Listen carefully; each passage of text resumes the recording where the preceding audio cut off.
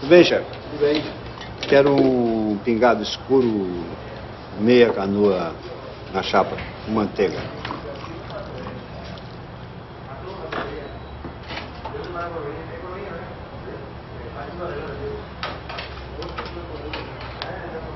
Pra mim, o senhor dá um otário de puí. O quê?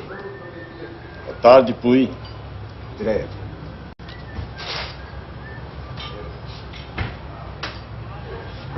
Tá funcionando aqui, chefe? Não. Obrigado. Que bairro é este? Campos Elíseos. Campos Elíseos.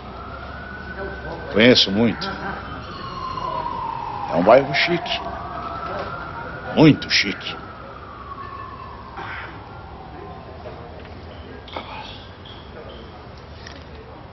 E agora? Como é que está isso aqui?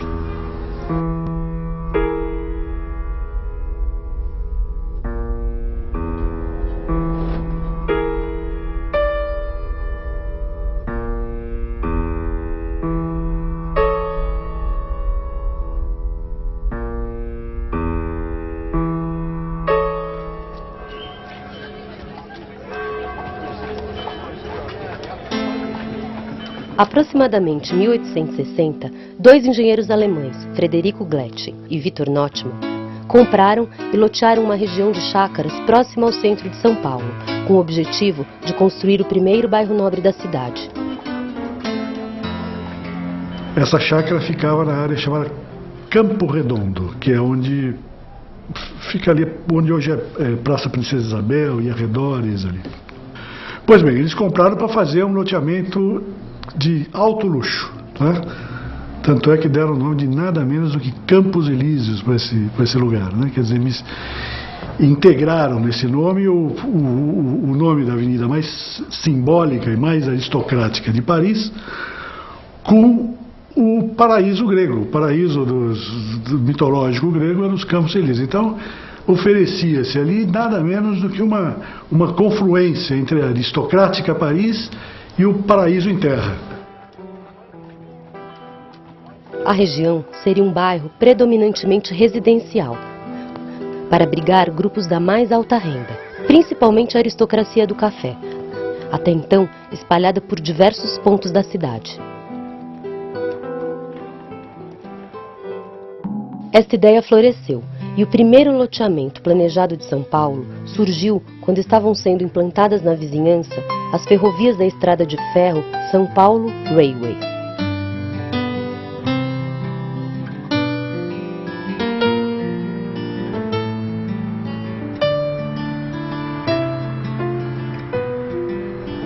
Então, conta pra mim, quer dizer, o que essa casa representa aí na história do bairro, né, dos Campos Elíseos? Bom, é um bom exemplo do que se tinha aqui, né? Na verdade, Campos Elíseos foi o primeiro bairro planejado da cidade de São Paulo e pela proximidade com a estação, né, tanto da Luz quanto da Júlio Prestes, tinham vários barões de café que se instalaram aqui, né? Era fácil de vir da fazenda e controlar toda a parte de transporte do café para Santos. Então, muitos deles construíram casas aqui nesse bairro. Você tem aqui o Henrique Santos Dumont, que era o proprietário da casa, e o irmão dele, que todo mundo conhece, o Alberto. A casa foi construída em 1890, entre 1890 e 1894. Daí a família do Henrique vem morar aqui, né, e eles ficam aqui até 1925, quando o Henrique falece. Campos Elíseos tinha um traçado geométrico quase retangular. As casas maiores eram recuadas de alinhamento, com jardim na frente e nas laterais.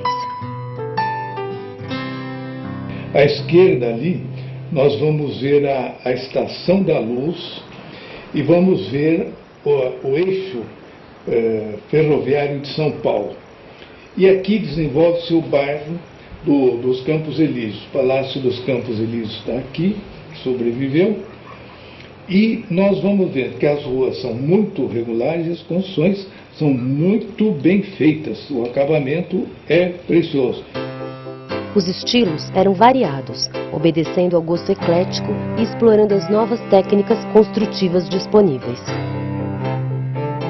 Em 20 anos, o bairro foi dotado de completa infraestrutura, com iluminação a gás, água, esgoto e pavimentação nas ruas. Famílias como Alves Lima, Souza Queiroz, Prado, Prates e Bueno moravam em casas com luxuosos vitrais e tetos pintados por artesãos italianos.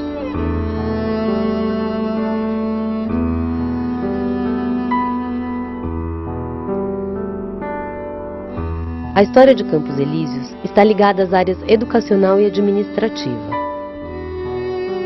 O Largo Coração de Jesus resultou da urbanização realizada em 1898. Os vicentinos tinham uma pequena capela aqui em funcionamento e pediram que nós também assumíssemos a capela e nos deram um terreno muito grande, onde funciona no momento o colégio e está a igreja. E vieram os salesianos, se instalaram e estão aqui há 122 anos. Bom, o liceu certamente foi um dos grandes colégios de São Paulo. Este espaço histórico do bairro possui um dos mais significativos conjuntos arquitetônicos remanescentes do final do século XIX. De um lado, o Santuário e o Liceu Coração de Jesus, e de outro, o conjunto de casarões.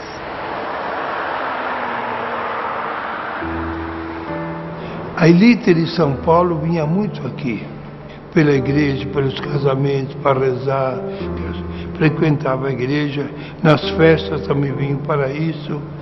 Era um jardim bonito. Agora, nós reformamos esse jardim 2 vezes. Agora, quem vai lá agora fica decepcionado. Não tem uma trave, não tem uma rede, não tem nada, porque destroem completamente.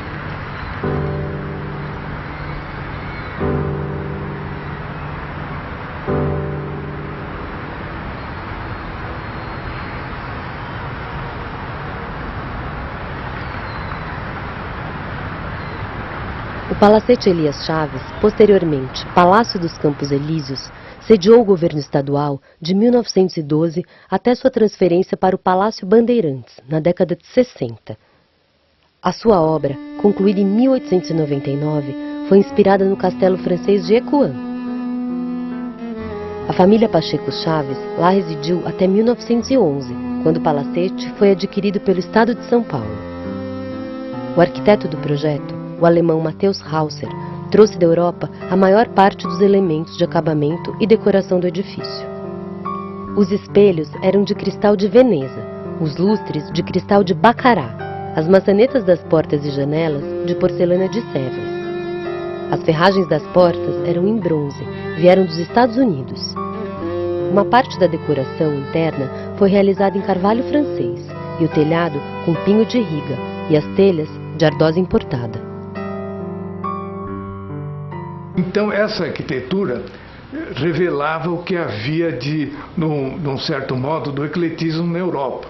Isto é, aqueles modelos de casa com mansarda, casas com janelas altas, dando grande iluminação. Ao lado havia um local por onde entrava o automóvel, porte-cocher.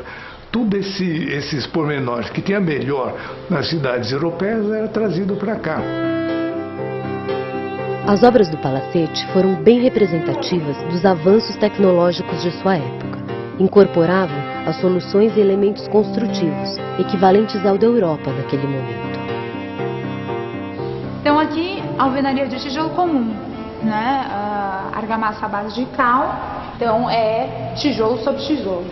Aqui você já tem uma versão mais sofisticada da taipa, né? Você pode perceber que assim, a estrutura é a mesma da taipa. A passagem da arquitetura de taipa de pilão, predominante em todo o período do Império, para a arquitetura do tijolo, predominante na Primeira República, não foi uma simples mudança na forma de construir as paredes. Foi a substituição de um conjunto de técnicas grosseiras, adequadas para o uso do trabalho escravo, por outras, possíveis com a presença de mão de obra especializada, oferecida pelos imigrantes e formada a seguir pelo Liceu de Artes e Ofícios.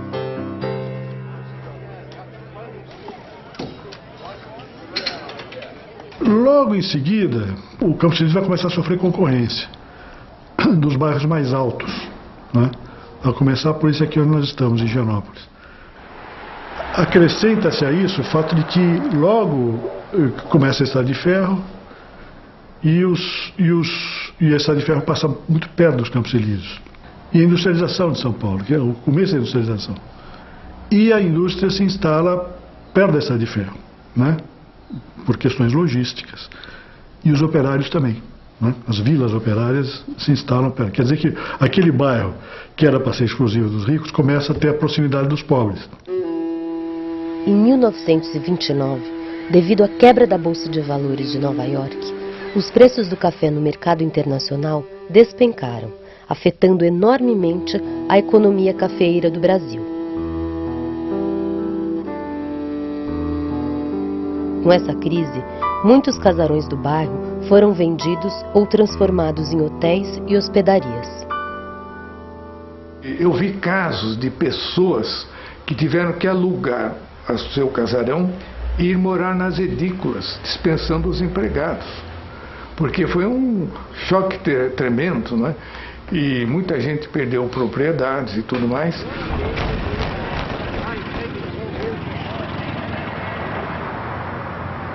Além da crise do café, outros fatores contribuíram para que Campos Elíseos fosse perdendo as características de bairro residencial e de elite.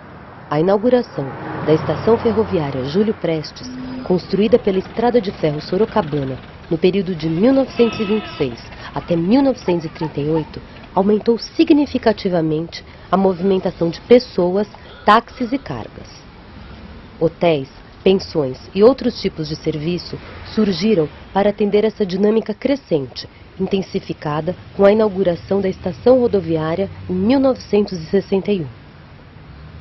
Olha, uma estação rodoviária traz uma movimentação, um trânsito de pessoas e veículos que é um fator de decadência. Ninguém quer morar vizinho a uma rodoviária, né? Amigo, eu cheguei aqui, eu já andava, em 52, eu já andava aqui, andava por aqui.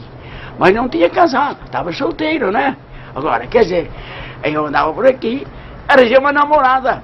Em 53 eu casei com a minha senhora. Aí eu comprei aqui em 1954. No dia de hoje. Dia de hoje, é o dia de hoje. Eu comprei aqui. Olha, faz hoje 52 anos. Mas a rodoviária não empata, né? Porque a rodoviária se ficasse, pode ser que ainda até fosse melhor. A rodoviária, pode ser que fosse melhor. Mas tiraram a rodoviária, aí ficou esses casarões, né? Tudo vazio, tudo isso, todo mundo expulso. Um fugiu para um lado, fugiu para o outro, ficou esta desordem. A cidade se expande, né? Isso é um processo que vem vindo, né, ao longo do século XX. A cidade se expande, o centro encosta ali, né? Ele fica muito perto de regiões que sofrem um processo de decadência, né? A começar pelo próprio centro da cidade, né? Então é isso, quer dizer, ele vai junto. Hoje em dia, quer dizer, eu me pergunto o que é Campos Elíseos, entendeu? Porque as pessoas têm mais na cabeça o que é Barra Funda, o que é Santa Cecília, né? O Campos Elíseos fica meio perdido nesse espaço, né? Quer dizer, se antes era uma coisa bastante característica, hoje não é. Hoje é uma coisa incaracterística, né? A única coisa de Campos Elíseos realmente que me vem na cabeça como Campos Elíseos é o Palácio.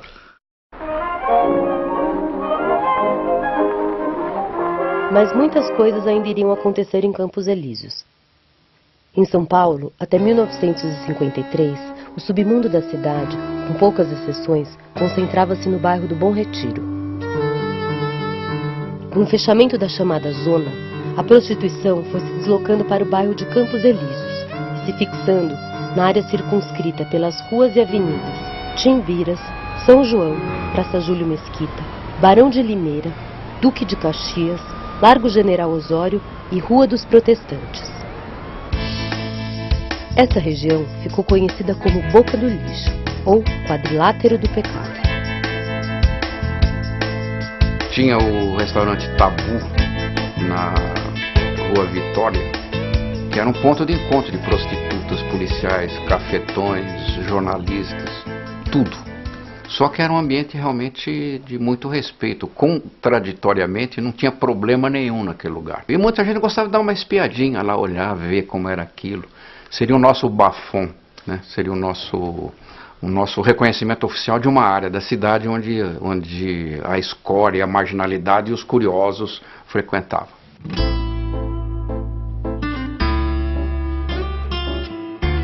No início dos anos 60, devido à enorme pressão da sociedade para que este local fosse controlado e sua criminalidade combatida, ocorreram diversos cercos policiais que acabaram pulverizando a ação de bandidos, traficantes e prostitutas. Ela teve uma sobrevida por causa da estação rodoviária, então tudo isso alimentou ainda a Boca por muito tempo. Mas paulatinamente, a partir do final dos anos 70, começa esse êxodo da Boca do Lixo. Mas, como era um problema social crônico, que obviamente escapa da limitação da esfera policial, a Boca não acabou. Aliás, a Boca não acabou nunca. Mulher estranha, onde foi que eu te vi, onde me viste? No começo dos anos 70, uma nascente e promissora indústria cinematográfica começou a dar os seus primeiros passos na região, agitando mais uma vez o adormecido bairro. O cinema se instalou nos anos 50, lá na Rua do Triunfo, lá na região, lá perto da Rua dos Gusmões, da Rua Aurora, naquele quadrilátero, né? Quadrilátero da Boca. Pela proximidade, na verdade, com as estações, tanto as estações ferroviárias quanto a estação rodoviária, que ficava bem próximo. Até durante praticamente 3 décadas, São Paulo foi o grande fluxo, né, de distribuição dos filmes para o Brasil inteiro.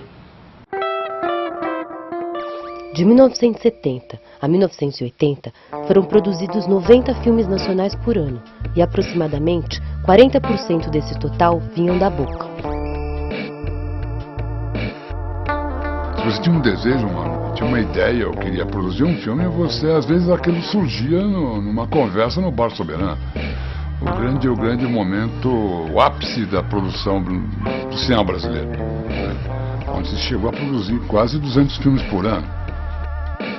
A produção cinematográfica da época ficou muito identificada com a pornochanchada, mas também foram feitos faroestes, filmes de cangaço, kung-fus, melodramas e aventuras. Muito curioso que o termo cinema Boca do Lixo surgiu na época do início do cinema marginal. E aí você acha que de uma certa maneira a decadência, o auge da decadência veio realmente da forma como o filme pornográfico entrou no país. Hoje, Campos Elíseos é uma região que precisa de cuidados. Muitos cortiços, crianças de rua usando drogas e violência compõem um triste panorama. A droga avançou agora, não havia tanta. Depois que reprimiram no centro, eles imigraram para cá. Ficaram na rua, a maioria ficava na rua ao longo da Barão de Piracicaba, só passava qualquer hora do dia até a noite. Sempre havia 40, 50 pessoas sentadas, criança, homem, mulher, velho, tudo, tomando droga. Isso aí também prejudicou o próprio colégio, que perdeu mais de 200 alunos, porque a família tem receio de vir aqui. Em 1998, em uma tentativa de revigorar o bairro, com a transformação de parte da estação Júlio Prestes, nasceu a elegante sala de concertos Sala São Paulo. Em 2002, a antiga Delegacia de Ordem Política e Social, o DOPS, foi transformado na atual Estação Pinacoteca.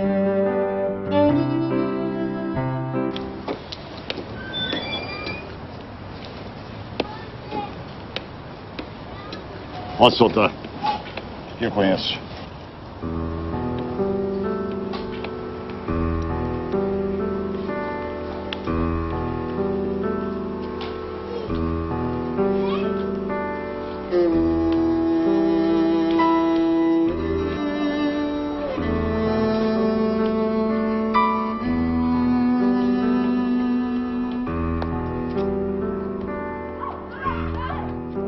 chegou aqui, o casarão estava bem degradado, né? Tanto que algumas coisas a gente não conseguiu recuperar. A parte de forro, por exemplo, você pode ver que é um forro de gesso, né? Porque a gente não tinha mais vestígios do que restaurar, né? Ao contrário, outras partes da casa estavam em estado quase perfeito. Uma delas é essa parte de piso de ladrilho hidráulico. Agora a gente conseguiu fazer uma parceria para recuperar essas pinturas, junto com um programa de capacitação de 15 jovens carentes, né, que estão sendo treinados aqui para fazer essa parte do restauro. Não é que se proíbe, não, e nem precisa fazer tombamento. Você faz a chamada listagem, que é muito melhor que tombamento, pela qual o poder público arruma financiamento para o indivíduo que quer preservar o seu imóvel. Não é que o cara vai ficar desesperado, isso é uma fortuna, não. Ele tem assistência do arquiteto do serviço público e tem financiamento, quer dizer, assim como financia um casa própria, financia um cara que vai restaurar a sua casa. Então o indivíduo fica no paraíso, porque ele vai morar no bairro que ele gosta, que tem a sua ambientação, tem o bar onde ele toma o seu vinho lá, entardecer, tem a igreja que ele frequenta, a escola que a criança, enfim, ele tem o seu pequeno mundo. Esse é preservado.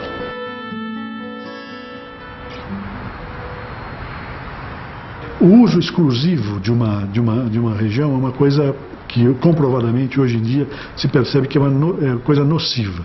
Se você tem um uso exclusivamente residencial ou exclusivamente comercial para uma região, se tem um uso exclusivamente comercial, é o problema do centro de São Paulo. Quer dizer, ele é abandonado a partir das 6 horas da tarde, até as 7 horas da manhã, 8 horas da manhã do dia seguinte. Quer dizer, vira uma terra de ninguém, propícia à criminalidade, uma série de coisas. É curioso como a gente chama de decadência, às vezes, só porque os pobres é que começam a... Não é necessariamente decadência, né? O que acontece é que os pobres que têm menos poder de demanda dos serviços públicos. Mas não é por causa da presença dos pobres. A presença dos pobres muda a característica do bairro, mas não necessariamente se deveria chamar de decadente, né? Mas acontece simultaneamente uma decadência dos espaços públicos desses lugares. Então eu acho que o próximo passo será esse, quer dizer, do centro congregar outras funções. Quer dizer, o que dá vida para um espaço urbano é a diversidade de funções, porque na hora que você tem a diversidade, você tem uma garantia de presença de usuários ao longo do dia inteiro, de pessoas circulando para tomar um café, para almoçar, para ir comprar um livro, para fazer coisas na cidade, na rua, né? E eu acho que esses bairros vão acabar recebendo os ecos positivos de uma nova função para o centro, porque eles vão ser o lugar da moradia, eles vão ser bairros que vão ser demandados. E aquela população que está ali, que hoje é uma população que a gente poderia dizer problemática para o centro, pode ser que ela seja até uma população empregada no centro. O centro como um polo de emprego, que ele é um dos maiores polos de emprego da cidade. Agora, meu filho, ainda tá assim, né? Tem o pobrezinho, tem aqui o pobre, como é que há de viver, né? Eu não tenho força para enfrentar a vida, né? Tem que ter um auxílio, tem que ter algum auxílio para ver outra coisa, para continuar a mesma coisa, como era antigamente. Eu queria que continuasse novamente a mesma coisa. É bom para vocês, amanhã veio aqui um filho, olha, aqui era Campos Elíseos, aqui era bonito, antigamente passava o ônibus aqui, usava o elétrico, o bonde, tudo à vontade, tudo tranquilo. E agora, por que é que não anda? Nós somos as mesmas pessoas. Mas o senhor pretende continuar aqui? Né? Opa, meu filho, aqui é o meu ninho. Aqui, meu Deus, aqui é tudo. Aqui é uma maravilha, eu estou falando. Aqui é um paraíso, minha filha. Nós não podemos dizer o contrário. Aqui é um paraíso.